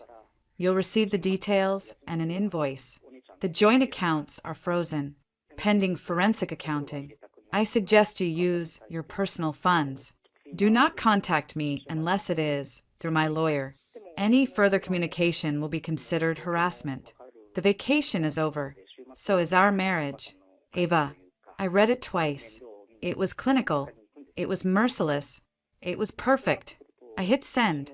The rest of the evening was a strange, solitary ballet of reclamation. I ordered the most extravagant dinner I could find on DoorDash, filet mignon, truffle risotto, chocolate torte, and ate it naked in front of the fireplace, savoring every bite, answering to no one. I took a long, steaming bath in the deep soaking tub, washing away the grime of the last few days, the scent of dog, the feel of their judgment. I slept for 10 hours, a deep, dreamless sleep I hadn't known in years. The next morning, I was a machine. The car service delivered a discreet Toyota Camry. I loaded my bags and drove to a local shipping store. I packaged up the gifts I'd taken back, the cashmere, the silk, the watch, and addressed them to a women's shelter in San Francisco. A donation that I wrote on the card, from someone who no longer needs reminders. My phone buzzed incessantly. Michael had moved from pleading to furious. You can't just freeze our accounts. I have bills. You're being irrational. We need to talk about this like adults. My mother is having chest pains because of your stress. Is that what you want? That last one almost got me. Almost. Then I remembered Barbara's face as she dismissed Michael's affair. A mother knows things. She wasn't having chest pains. She was deploying a weapon. I blocked his number. Then I blocked Barbara's. Williams I left unblocked. He, at least, had tried to apologize. I spent the afternoon with Maggie, the realtor, at the brown shack in Zephyr Cove. She walked through, her face a professional mask that couldn't quite hide her distaste. Well, she said, tapping her tablet, it's got potential. For the right price. Price it to move. I repeated, I don't care if we take a loss. I want it off my books and out of my life. We signed the papers right there on the sticky kitchen counter. I was the sole point of contact. I instructed her that any inquiries from Michael or Barbara were to be directed to my lawyer. You're not playing around, are you? Maggie said, a glint of admiration in her eye as she handed me a copy. Not anymore. I said, on my third day of self-imposed exile, the hammer finally fell. I was sitting on the deck of the A-frame, wrapped in a blanket, watching a bald eagle circle over the lake, when my phone rang. It was Janet Wu. It's done, she said, without preamble. The papers have been served. At the vacation rental. Apparently, it was quite a scene. A cold thrill went through me. Tell me. Janet chuckled. A dry, rustling sound. My process server is a former linebacker. He said your husband answered the door. The mother was behind him, yelling about trespassing. He handed the documents to your husband, stated clearly what they were, and then, as per my instructions, asked for the keys to the Suburban. The keys? I hadn't expected that. The rental agreement is in your name. Ava, you are the sole authorized driver, since you are no longer present, and the trip is effectively terminated. The vehicle is to be returned. He demanded the keys. Your husband refused. The mother apparently tried to intervene. The server called the local sheriff, who confirmed the rental details. Your husband was forced to hand over the keys on the spot. The server drove the vehicle away. They are now stranded in a rental house they cannot afford, with 2 large dogs and no car. I closed my eyes, picturing it, the stunned horror on Michael's face, Barbara's apoplectic rage, William's quiet defeat, the Suburban, that symbol of our ruined trip, being taken from them. It was petty. It was beautiful. Janet, you're a poet. I'm a lawyer. Poets don't get paid enough. Next. The forensic accountant has preliminary findings. The transfers to the separate account total $18.750 over the last 14 months. The account is jointly held by Michael J. Miller and a Catherine Albright. Catherine, a last name. It made her real in a new, sickening way. She's a junior architect at his firm. Janet continued. The money appears to have been used for dinners, hotel stays, and a down payment on a lease for a Volkswagen Golf GDI. He'd been siphoning off our money, my money, to buy his girlfriend a sporty car, while I drove a sensible Prius. The betrayal was so banal it took my breath away. Good. I managed to say, my voice tight, use it. Oh, I will. We're also filing for a temporary restraining order based on the financial fraud and the threatening nature of his texts. It will give us even more leverage. How are you holding up? I looked out at the majestic, frozen lake. I'm in a multi-million-dollar house I can afford, drinking coffee that doesn't taste like tar. And my biggest problem is deciding between skiing and a spa day tomorrow. I'm holding up just fine. Excellent. Stay there. Enjoy your vacation. I'll handle the monsters. I did try to enjoy it. I went for long walks. I read books. I binge-watched terrible TV. But the solitude began to curdle. The quiet became filled with the echoes of their voices, with the phantom weight of Bear's head on my lap, with the memory of Michael's pleading, lying eyes. The rage was a cold, constant companion. I had acted. I had taken control. But the hurt was still there, a raw, open nerve. I needed to see it. I needed the closure. On the fourth day, I drove back to Zephyr Cove. I parked the Camry a block away from the brown house and walked, pulling my beanie low over my ears. I positioned myself behind a thick cluster of pine trees across the street, with a clear view of the driveway and the front door. I didn't have to wait long. A beat-up sedan pulled up, likely a taxi from the local town. Michael got out first, his shoulders hunched against the cold. He looked diminished. His face was pale, stubbled, etched with stress. He helped Barbara out. She was wrapped in a garish pink parka, her expression thunderous. William followed, holding the leashes of the two dogs, who looked bored and oblivious. They stood on the weed-choked lawn, staring at the house. Then Barbara marched to the front door and tried the handle. It was locked. She dug in her purse, presumably for the key I had never given her. She couldn't find it. She began pounding on the door. "Open up. This is ridiculous. Open this door right now." Michael joined her, knocking more insistently. "Ava, we know you're in there. Enough is enough." A figure emerged from next door, a burly man in a plaid jacket. I couldn't hear the conversation from my distance, but I saw him talking, pointing down the street. Michael's posture slumped further. Barbara's gestures became more frantic. The neighbor handed Michael a piece of paper, a business card, perhaps, and then went back inside, closing his door firmly. Michael looked down at the card. Barbara snatched it from him. I saw her mouth form a word that was unmistakably what? Then, the realtor's car, a sleek BMW, pulled into the driveway. Maggie got out, cool and professional in a long wool coat. She approached them, a clipboard in hand. The confrontation was a pantomime of fury and confusion from 50 yards away. Barbara pointed at the house, then at Maggie. Michael ran a hand through his hair, a gesture of utter desperation.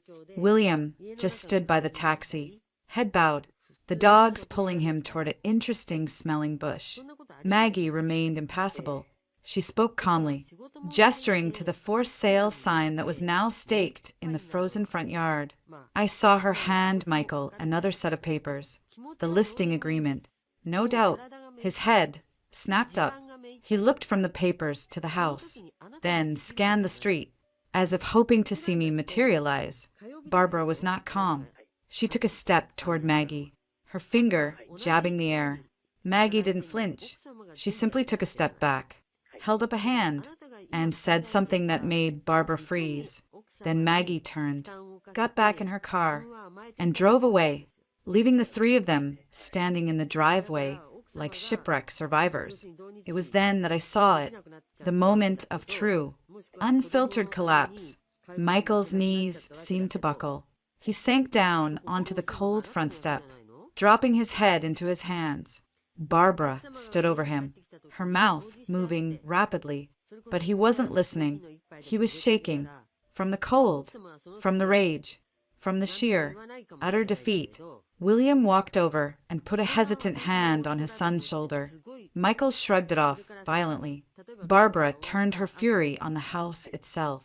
She kicked the for sale sign, then yanked at it, trying to pull it out of the ground. It didn't budge. She kicked it again, a futile, pathetic gesture. She was screaming now. I could hear the faint, sharp sound of it across the distance, though not the words. I didn't need to. The meaning was clear. "How dare you? This is ours. You can't do this." But I had, and I was watching them realize it. The taxi driver honked his horn. Impatient, they had a choice: stand in the freezing cold arguing with a house that was no longer theirs, or get in the car. Reluctantly, defeatedly, They loaded the dogs back into the taxi. Michael cast one last. Lost look at the house, our investment. My gift. Now just a piece of property with a price tag, and then got in. The taxi drove away, kicking up a little gravel. I stayed hidden in the trees for a long time after they were gone. The winter sun was weak, casting long shadows. The house sat there, empty, already taking on the forlorn look of a place waiting for new owners. I felt no triumph, no glee, just a vast, hollow emptiness, and beneath it, the first, faint stirrings of something else. Relief. It was over. The charade, the betrayal, the slow suffocation. It was all over. They were gone. The house was sold. The car was repossessed. The marriage was a stack of legal papers. I walked back to my rental car, my breath making clouds in the crisp air. I drove back to the beautiful, silent A-frame. I poured another glass of wine. I stood at the window, watching the last light fade from the snow-capped peaks. My phone buzzed. A new email. From Janet. Process server reports successful service of TRO. Husband and mother-in-law were verbally abusive. Sheriff escorted them from the rental property per our instructions. They have left the premises with their belongings. The property is officially vacated, awaiting their response via counsel. You are clear. I typed a one-word reply. Proceed. The A-frame was too quiet now. The adrenaline that had fueled my silent war had bled away, leaving behind a cold, echoing space. I'd won every battle, the house, the car, the legal upper hand, but the victory feast was a solitary, tasteless affair. I spent the day after watching them leave in a kind of numb limbo, wandering the beautiful, empty rooms. My phone, mercifully, was silent. Janet had taken the reins completely. Michael and Barbara had been told in no uncertain terms that any contact with me constituted a violation of the temporary restraining order. The threat of legal consequences, it seemed, was the only language Barbara truly respected. It was William who broke the silence, not with a call, but with a text message that came through late in the afternoon. Simple and direct. Ava, I'm sorry. For all of it, we're at the airport. Headed home. Barb isn't well. Michael is lost. I don't expect a reply. Just wanted you to know. Bill. The message was a small stone dropped into the still pond of my resentment, sending out ripples of complicated, unwanted empathy. William, the quiet man trapped in the crossfire. Barb isn't well, was at the chest pains again, real or imagined. Michael is lost, that I could picture all too well. The boy who had never learned to stand on his own, now stripped of his wife, his comfortable life, and his overbearing mother's ability to fix it. I didn't reply, but I also didn't delete the message. 2 days later, a thick envelope arrived via overnight courier at the A-frame. It was from Janet. Inside were copies of the official responses from Michael's newly hired lawyer, a guy named Rick Sorensen from a mid-tier firm in Toledo. The tone was defensive, blustering. They contested the characterization of the financial transfers, calling them joint marital decisions regarding investment. They downplayed the Catherine situation as a workplace friendship misinterpreted by a wife under stress. They painted me as unstable, vindictive, using my financial power to punish Michael for a minor marital rift. Attached to the legal boilerplate, however, was a separate, handwritten page. Janet had paper-clipped a note to it, found in the envelope from opposing counsel. They probably meant to send it separately. It's not a legal document. Do with it what you will. The handwriting was Michael's, the once confident scrawl now shaky and uneven. Ava, I don't even know if you'll read this. My lawyer said not to send it. My mother said you don't deserve a word. But I have to try. You were right. About everything. About Catherine. It's been going on for a year. It was stupid. She was easy. She listened. She didn't make demands. She didn't look at me the way you did when I couldn't stand up to my mom. It was escape. A pathetic one. The money. I was going to tell you. I was building a safety net for us. I thought if I had my own money, I could, I don't know, be my own man. It's no excuse. I stole from you, from us. Seeing you walk away, seeing you so cold and sure, it was like watching a glacier move. I always thought you were the strong one, but I never understood what that really meant until you turned it against me. Mom is sick.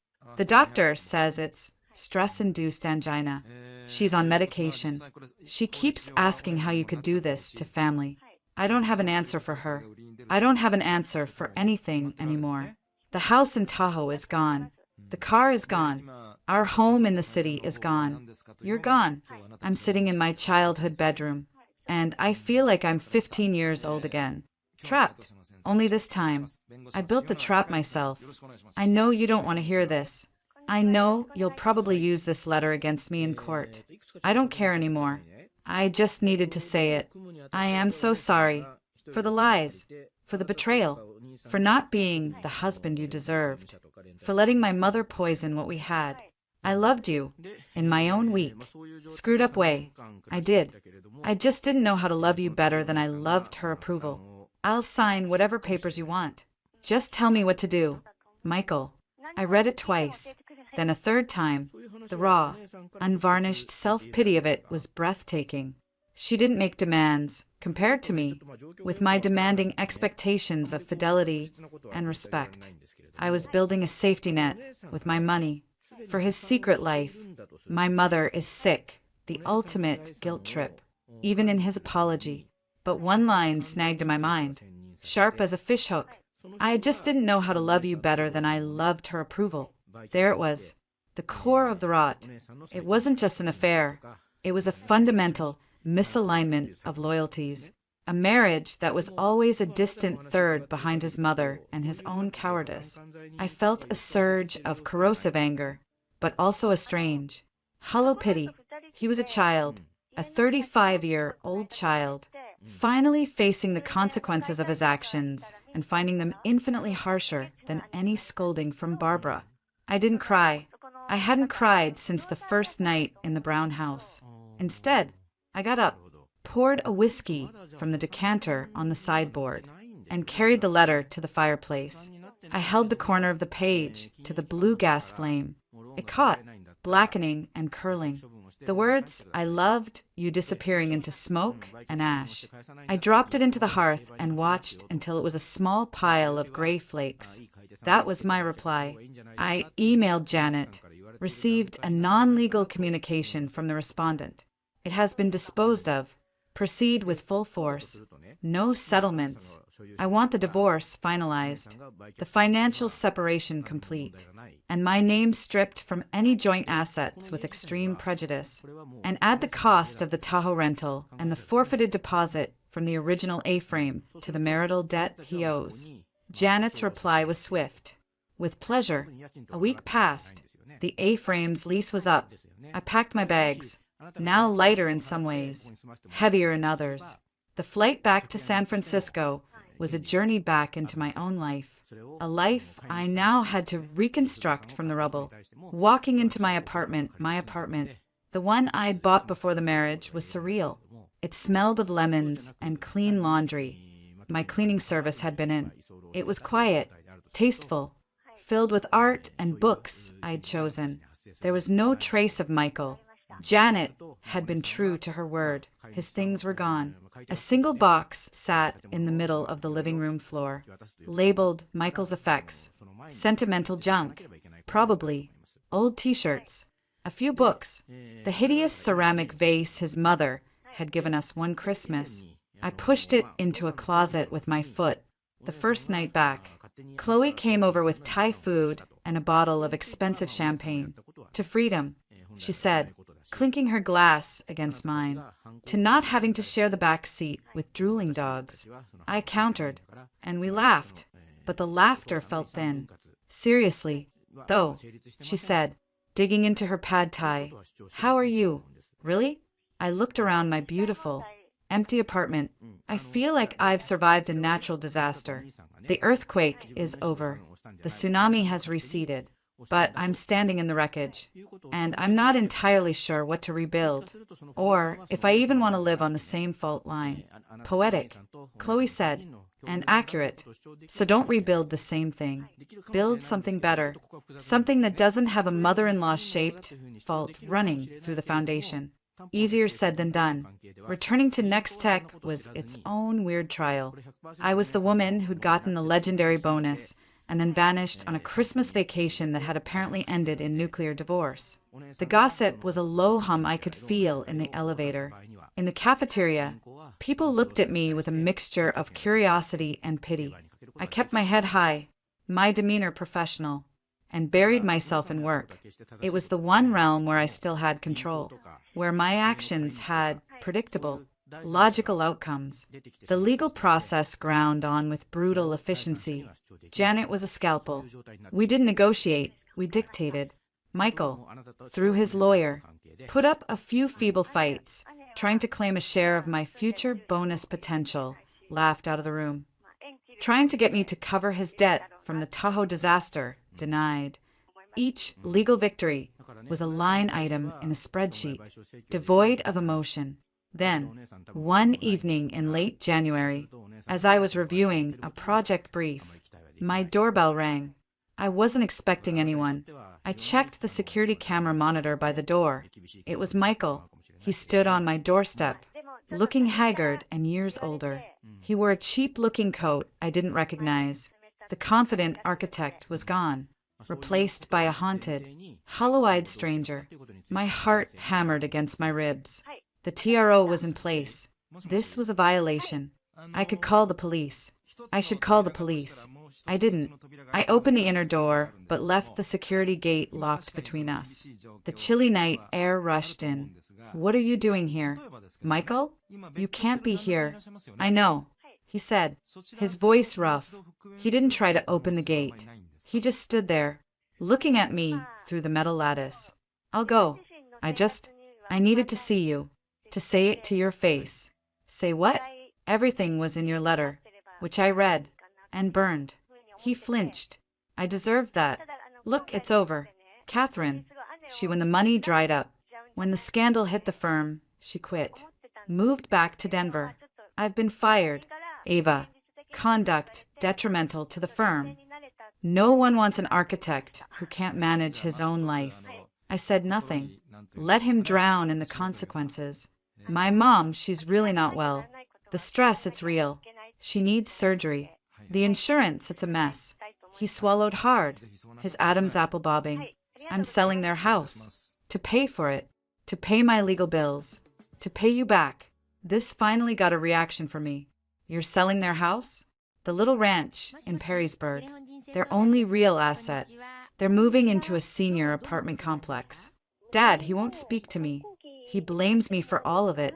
For losing you. For breaking Mom. A tear tracked through the stubble on his cheek. He made no move to wipe it away. I signed the divorce papers today.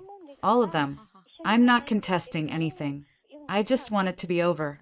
He looked through the gate, his eyes begging for something. Forgiveness. Understanding. A shred of the comfort I used to provide. I loved you, Ava. I was just too stupid and weak to know what that required. The silence stretched between us, broken only by the distant hum of San Francisco traffic.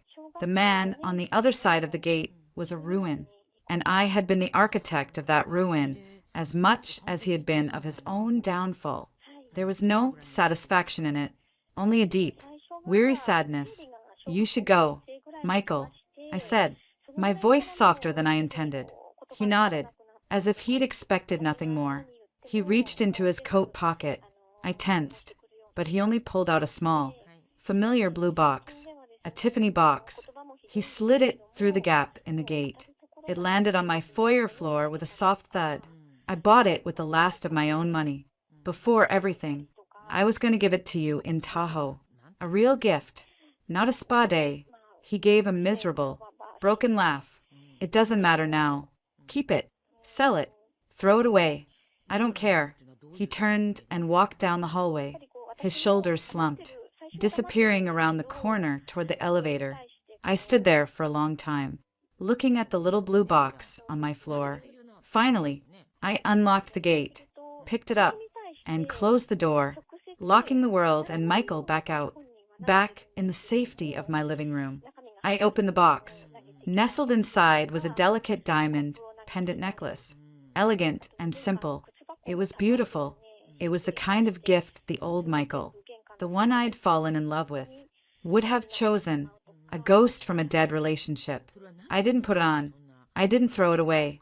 I closed the box and placed it on the mantel, next to a framed photo of me and Chloe hiking in Marin, a relic, a tombstone. I walked to the window, looking out at the glittering city. He was gone. The battle was over. The papers would be finalized. I was free. I had my money, my career, my home, my life back. So why did the victory feel so much like standing alone in a very large, very quiet room? I had won the war, but the peace, it seemed, was going to be a complicated, lonely country to inhabit. I had wanted him to see what he'd lost. Now he had, and the view, from both sides of that security gate, was desolate. The clatter of espresso cups and the low hum of Parisian conversation were my morning symphony. I sat at a small, wrought iron table outside Le Procope, my favorite cafe in the 6th arrondissement. A weathered copy of Le Monde open, but unread before me. A year. It had been a year since the Christmas of dogs and divorce. San Francisco felt like a lifetime ago. The cold fury, the legal battles, the hollow victory, all of it had been packed away with the last of Michael's boxed-up things. Janet Wu had been a force of nature. The divorce was finalized in a brisk, brutal 4 months. The prenup I'd insisted on, a move my younger, love-struck self had thought overly cynical, held firm. The apartment was mine, free and clear. The forensic accountant had uncovered the full extent of Michael's financial dalliances. He'd been ordered to repay the diverted funds, which, combined with his legal fees and his mother's medical bills, had bankrupted him. The last I'd heard from Janet. He was living in Toledo, working for a home renovation chain, and his parents had indeed downsized to a 2-bedroom assisted living facility. Barbara's angina had apparently improved with cheaper stress. I had sold the No Valley bungalow. The profit, combined with what was left of the bonus after legal fees and a generous settlement to my own conscience, a donation in William's name to a veterans charity, had been my runway. I'd taken a sabbatical from Nextech, rented out my apartment, and bought a one-way ticket to Paris. It wasn't running away. It was a strategic retreat, a recalibration. In the City of Light, I was just Ava, the American with a sharp smile who was slowly building a niche consulting firm, helping French tech companies navigate the Silicon Valley mindset. My French was passable. My business sense was impeccable, and my heart was securely on lockdown. Your café allongé, Madame. A deep, familiar voice interrupted my thoughts. I looked up. Luc, the cafe owner, set down my long coffee with a wink. He was in his 60s, with the bearing of a retired boxer and the soul of a poet. You are brooding again. It is too beautiful a morning for brooding. The sun is cheating on its wife with the rooftops, and you are thinking of that salad in California. I couldn't help but smile. I wasn't thinking of him. I was thinking about supply chain logistics for a client in Lille.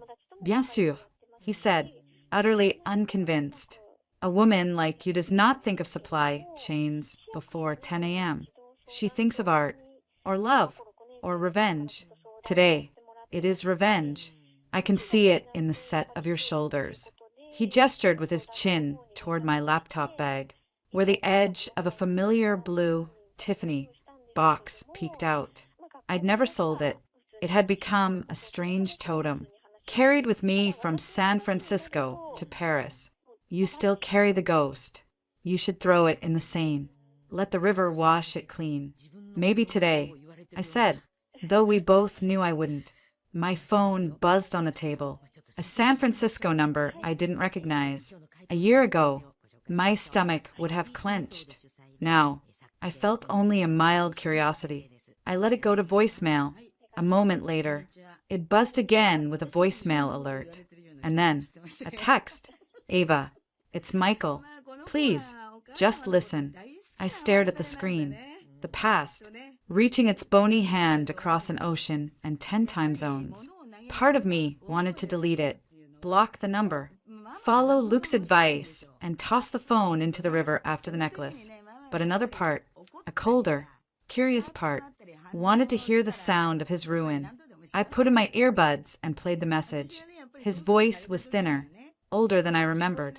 The confident baritone was gone, replaced by a reedy, exhausted sound.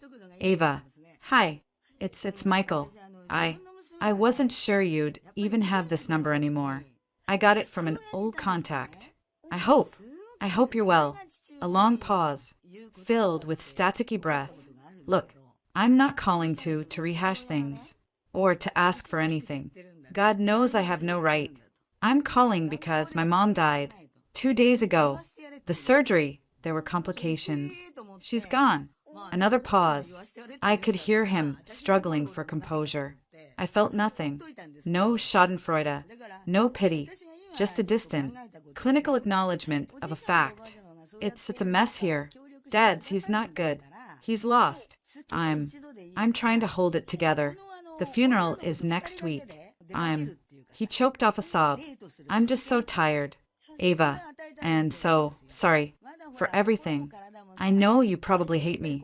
I hate me, but I heard you were in Paris, living your life. I'm glad. You deserve everything beautiful. I needed to hear a friendly voice, even if it's just on a recording. I'm so sorry for all of it. The message ended. I sat very still.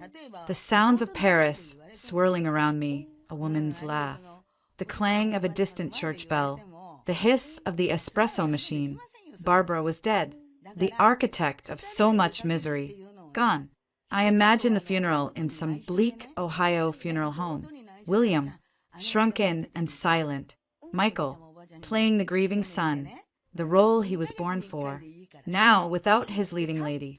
My phone buzzed again with his text. A follow-up. I don't expect a reply. I just thought you should know. I hope you're happy. I really do.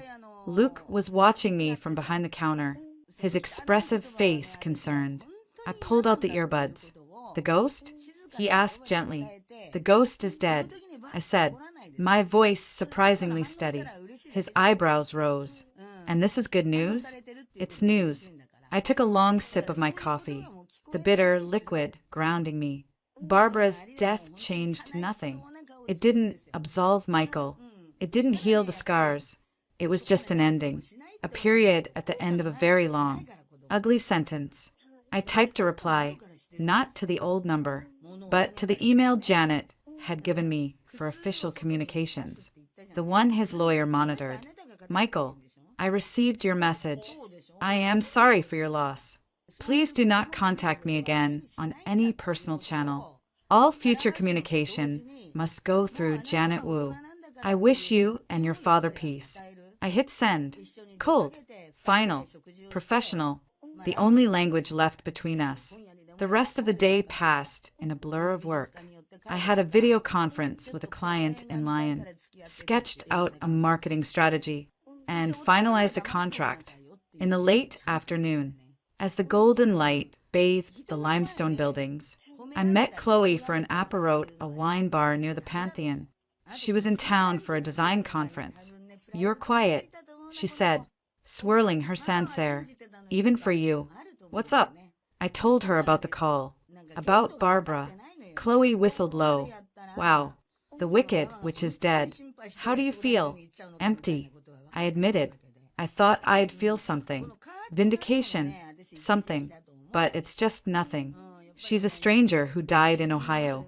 And Michael, a stranger who's grieving in Ohio. I took a sip of my wine.